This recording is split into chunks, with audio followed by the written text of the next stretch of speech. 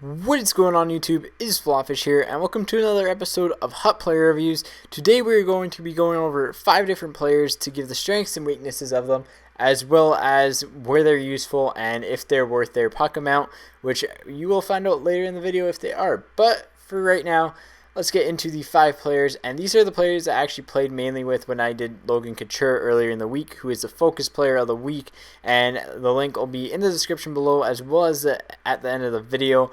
But anyways, without further ado, let's get into the players this week. On left wing, we have a sniper in an 86 overall of Kane. He has an 87 skating, 87 shot, 87 hands, 86 checking, and 84 defense. You can generally pick him up for about an average high would be 14K. He's 6'2", 195 pounds, and he shoots left-handed. On the right wing, we have an 87 overall playmaker in Pominville, one of my favorite players from NHL 13, but his high average is around 11K. You can pick him up for, on average, for the most part, around 10K or so. He's 6 feet tall, 185 pounds, and he shoots right.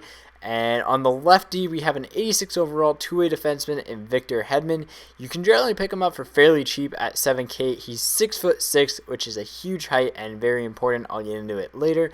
233 pounds and also a left-handed shot. And on right D, we have Bogosian, an 86 overall two-way defenseman. You can pick him up for around 4 to 5K actually, which is dirt cheap. And he's 6'3", 215 pounds, and he is a right-handed shot. And then in net, we have Ryan Miller, who you can pick up for around 70K or less. He's an 88 overall goalie, and he's 6'2", again, 168 pounds, and he catches left-handed.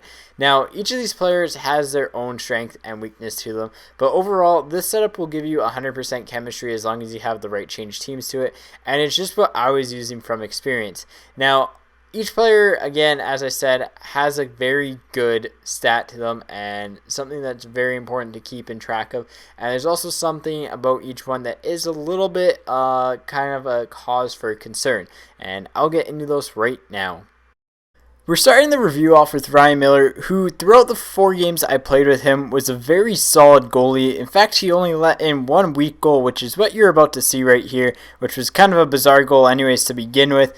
But aside from that, he pretty much saved every single first shot that I needed, every single slap shot, every single wrist shot that people were taking. That first one at least, I think he only let in 1 other first shot, ironically in the same game that he was fatigued in. And other than that, he was very, very solid at saving that first shot. However, if it was a one-timer or something like that, he would not save it.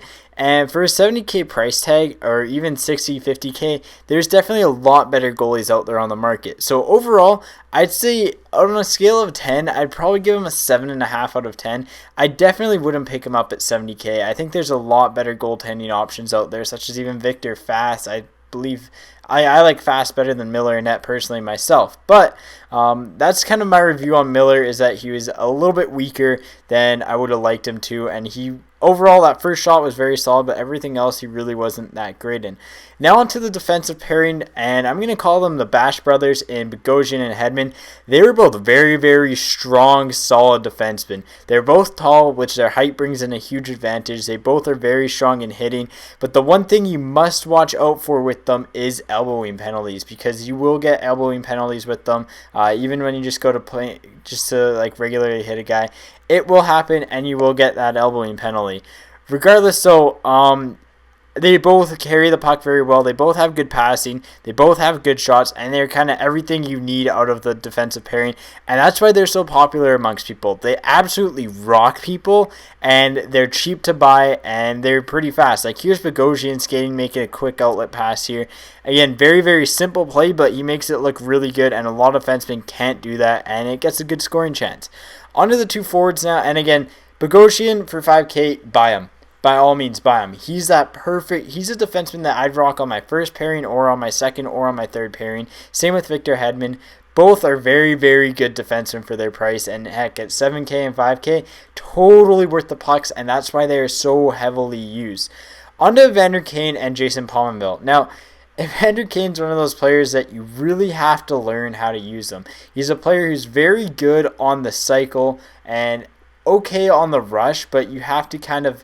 He's not a player you want carrying the puck. He's a player you want to get the puck to in the slot and let him shoot it with his slap shot. And his slap shot is his biggest asset by far.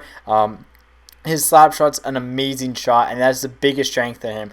The weakness is that he loses the pucks on dekes very, very easily, and he actually isn't, like I said, he's not exactly super fast, so again, he kind of has that going for him.